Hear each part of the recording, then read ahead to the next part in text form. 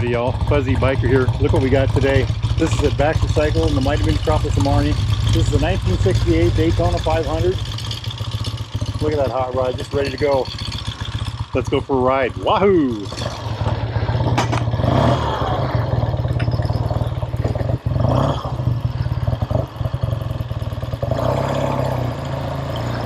Make sure the brakes work.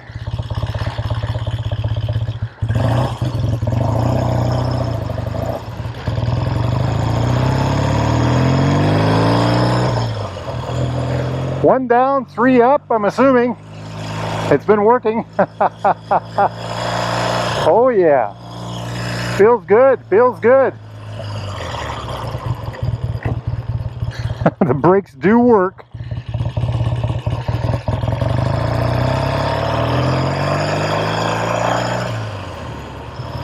Nice. Haven't been on one of these in a while. Let's kind of get used to it for a minute. Very different handling. You're sitting on it, sits like a British bike. Feels much lighter than, let's say, a 650 would. Very nice. Very good sounding parallel twin, 500cc air cooled unit motor. It's a Daytona, so it's probably a dual carb engine. We'll take a look at that when we get back.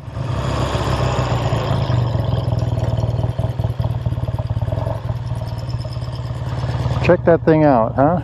Very nice. Good looking bike.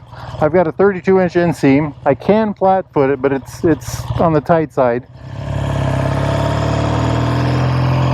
You know, we're going to live dangerous here. We're going to do the figure 8 test. Oh heavens, easy on this thing. Very easy. I like this a lot. I like this a lot in that sense. I wonder what the wheelbase is. I'll try to look that up and put it down below. Very good handling in that sense. Very tight.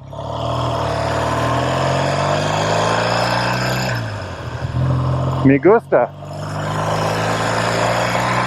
I love riding these old motorcycles. This is my favorite thing in the world. Possibly one of my favorite things to do. Welcome to South Marnie, by golly.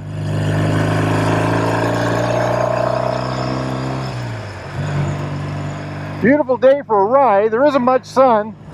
Got a lot of that smoke coming down from the wildfires. Into first, left side brake. Look at all this gravel on the road right here, by gosh.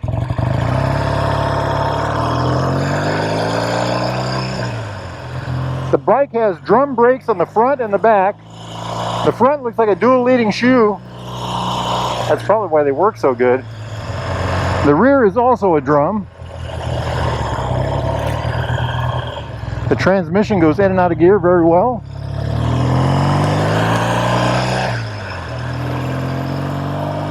Excellent riding machine. This looks longer in front of me for some reason. I don't know if the headlight is sitting farther forward. Look at the street art right here. That's new. You know what? We're going to live on the edge here, and we are going to try the, there's nobody behind us. We're going to try to do the hill spin test, by gosh. Next time you get yourself over here to the mighty metropolis of Marnie, Iowa, get yourself over here to the Derailed Grill right there.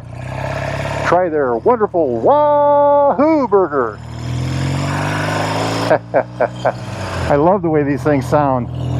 Just a beautiful sounding machine.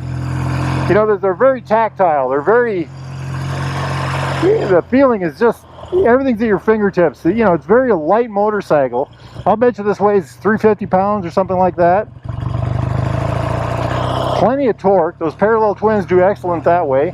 Not peaky at all. Hey, let's take this thing out on the road here. See what we get. I think that's 4th gear. Oh, it feels great. Tachometer's reading 4,000. We're doing about 55.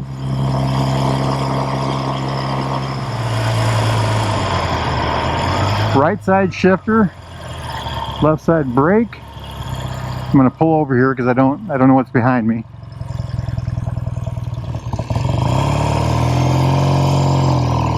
no mirrors, you know.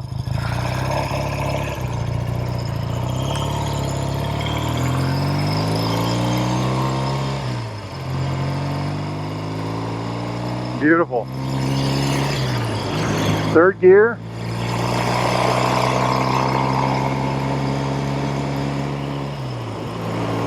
A little bit of a buzz to it, but I think they all have that at this age. I love the way it feels. Scoot back on the tank. It feels like a long bike, but I know it's short. It handles like a short bike. It's got the short wheelbase. Very low center of gravity.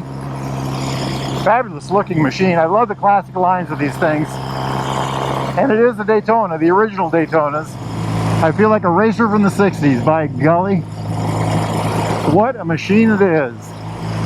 If you're ever in the market for a new or used Royal Enfield, Triumph, or classic British bike of any type, like this one, get yourself over here to Baxter Cycle in the mighty metropolis of Marnie, Iowa, or go to baxtercycle.com, tell them Fuzzy Biker sent you. I'm really enjoying this ride. I do not, definitely don't want to go back. It's amazing how torquey the engine is. You know, 500 parallel twin from the day. Just a beautiful thing, really it is. The bike handles very well. I mean, look at this. A fabulous machine. Brakes are excellent, I'd say.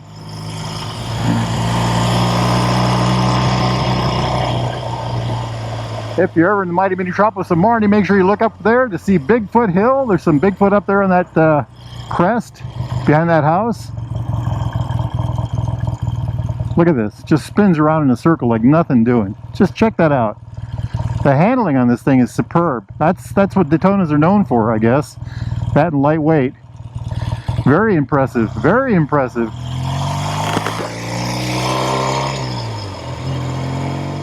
What a machine.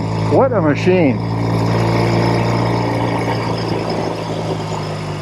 Alrighty, let's take her back in here and we'll get the other camera out and take a look at what we got. First we got to drive around the parking lot in a circle, don't we? Oh yeah, life is good, life is good. Check this out. The handling is just, it's fabulous. I mean, it's just a really nifty handling machine. Look at that.